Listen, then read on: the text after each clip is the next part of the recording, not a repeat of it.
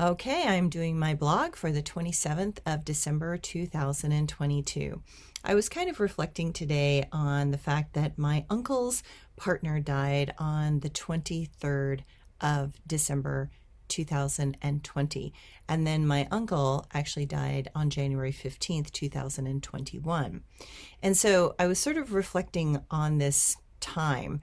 And this is that time where my uncle's partner of 30 plus years died, and then shortly after that my uncle died. And I really started to think about the amazing lives of these two adventurous men who touched me deeply in so many ways. And while I knew Jim and, hung out with Jim on so many different levels, I cannot pretend to say that, I knew him really, really well, but he was one of the kindest men, one of the most sincere people. And the fact that he could put up with my uncle for 30 plus years is like, should give him sainthood as far as I'm concerned. So, but, my uncle, was this eclectic, eccentric, unusually brilliant man that loved to travel. He was an adventurer from the time he was really out on his own. He went down the Amazon in a dugout canoe in the 1960s before most would have dreamed of doing it. The trip was rustic and very hard. The food, because of the damp, wet rainforest, consisted of rice and beans for 3 weeks. He would tell stories, and as a child and as a young teenager, I would be fascinated by them, regardless of how many times they were told. He went to India and dunked in the Ganges River and watched the ascetics do their bizarre tests of focus, strength, and body control. He was endlessly curious of cultures and people. He was wild and easy to engage others in conversations when he was younger. My uncle was funny in a way that could make others burst out in uncontrolled laughter, and his personal glee was infectious to be around. He was drawn to the spiritual things in life and endlessly curious about time, energy, mathematics, beliefs, and spirituality. He would have transformative experiences of past lives while in historical places and truly lived this life as an extension of some of the other amazing lives he remembered.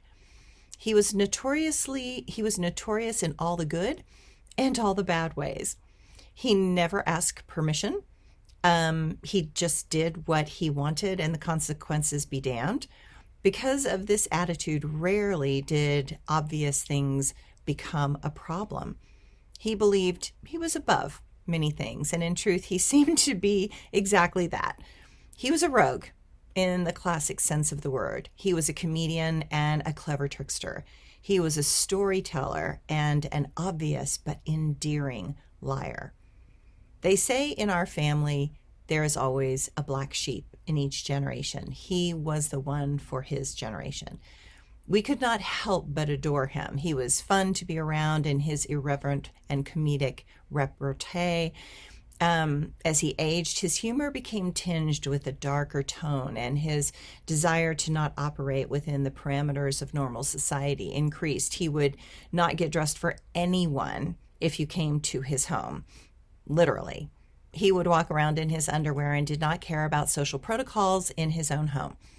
His connection to his family religion of Catholicism became stronger, even though he was in a gay relationship for decades with his partner, and I would think that that would be a conflict of interest. But somehow the rules of religion that he did not agree with, he would just ignore.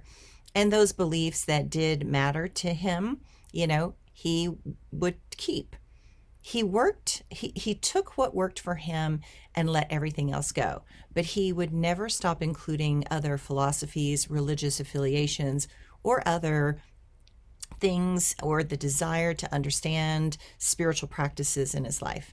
Even in his death, he wanted to have part of his ashes under the Golden Gate Bridge, which I did, part of them in the Rosicrucian Museum in San Jose because of his donation of a sarcophagus with canopic jars to the museum. Yes, that's a real thing. And the rest of his ashes at Glacier Point in Yosemite. He was an enigma. He was a constant contradiction. He was a unique individual that would cast a spell on you and take you along for his ride as long as you could hang on. I miss him terribly, even though his was more and even though he was more and more challenging as he aged. I miss him even though he left his estate in a terrible mess, and after 2 years, I'm still trying to sort it all out. I understand why he entrusted it to me and his partner's daughter. He really could never have dealt with the unraveling of all the complex problems he created towards the end of his life. But I must smile because he knew when to leave. Some part of him knew that the consequences of this extreme life were going to catch up to him, and so he needed to leave before they did. So for him, this life was one of doing exactly what he wanted for as long as he could, and it worked. Clearly, he had some good juju from other lifetimes that he had accrued from some very powerful merits that protected him in this life, and it seems that for him, in the end, the pieces that needed to be done, others would do anyway. I take that truth to heart in many ways. In the end, others will be in charge of the things that we could not let go of because they mattered to us. In the end, the memories we left behind will be our legacy. In the end, our choices will become the stories passed down and changed for the generations. Thanks, everyone.